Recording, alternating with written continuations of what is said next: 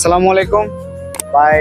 আজকে আমি এক ওই যে ওই বাঙালি ভাই বসে রয়েছে, তার কাছে যাব যে দেখবো সে মালয়েশিয়া আইছে কতদিন এবং কতটা কষ্ট করছে, এখন কি অবস্থা আছে।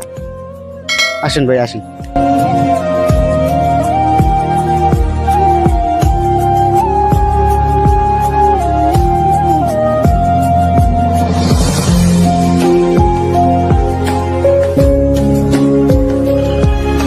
আসসালামু আলাইকুম ভাই, কি অবস্থা? ভালো আছেন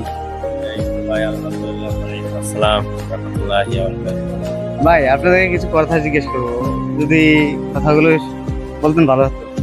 আচ্ছা ঠিক আছে বলেন। তো ভাই আপনি মালয়েশিয়া আছেন কত বছর? আমার মালয়েশিয়া আসার 2.5 বছর হলো আর কি।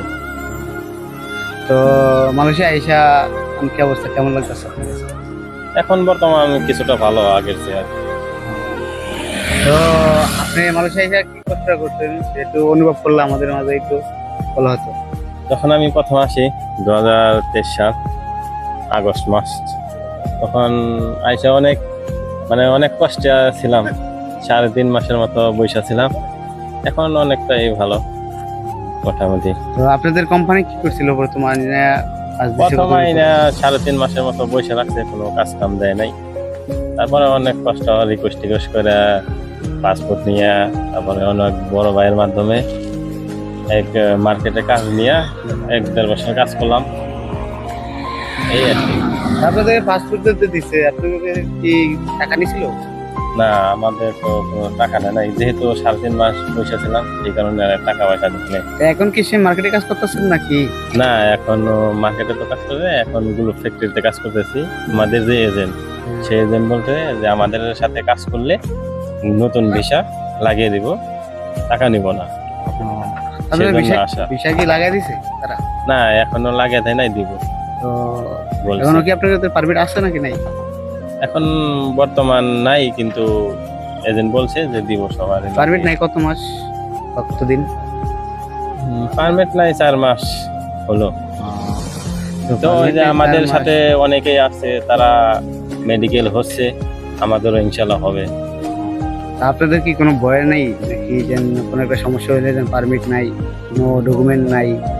ডকুমেন্ট বলতে 3 মাস পর্যন্ত স্পেশাল পাস দিছে, এখন বলছে যে মেডিকেল সামনের সপ্তাহে হবে। তো যাক, অনেক কষ্ট করছেন তাই না মালয়েশিয়া এসে? তো আশা করেন যে আর হবে না মনে হয়। ইনশাল্লাহ। আর নতুন যারা আসবে তাদের জন্য কি বলতে পারেন? তাদের জন্য বলে, তাদের যদি কোনো আত্মস্বজন থাকে তাহলে আসে, তাছাড়া যেন না আসে, কারণ বিদেশ বাড়ি অনেক কষ্টের জায়গা, সুখের জায়গা। তা আপনি মালয়েশিয়া এসে টাকা কোনো জায়গায় মার খেয়েছেন? না, অনেকেই খাইছে, তো আমি এখনো টাকা পয়সা মার খাই নাই। আল্লাহর রহমতে এই দিক দিয়ে অনেকটাই ভালো। যাক আলহামদুলিল্লাহ ভাই। আমি বাইরের মুখে তো অনেক কথাই শুনছি ভাই, প্রথম আইসা 3 মাস বৈশা ছিল কোম্পানি, তারপরে তারে কাজ দিতে পারেনি, পাসপোর্ট দিয়ে দিছে। তো ভাই আমি নতুন যারা আসবে তাদের মাধ্যমে কিছু কথা বলি, তাদের উদ্দেশ্যে কিছু কথা বলি। তারা যে মালয়েশিয়া যদি আসে, যদি আপন কেউ না থাকে তাহলে মালয়েশিয়া আসার দরকার নেই। কেননা এই মালয়েশিয়ার ভিতরে এমন এমন মানুষ আছে, তা মুখে মিষ্টি দিবে কিন্তু কখনো হাতে মিষ্টি দিবে না।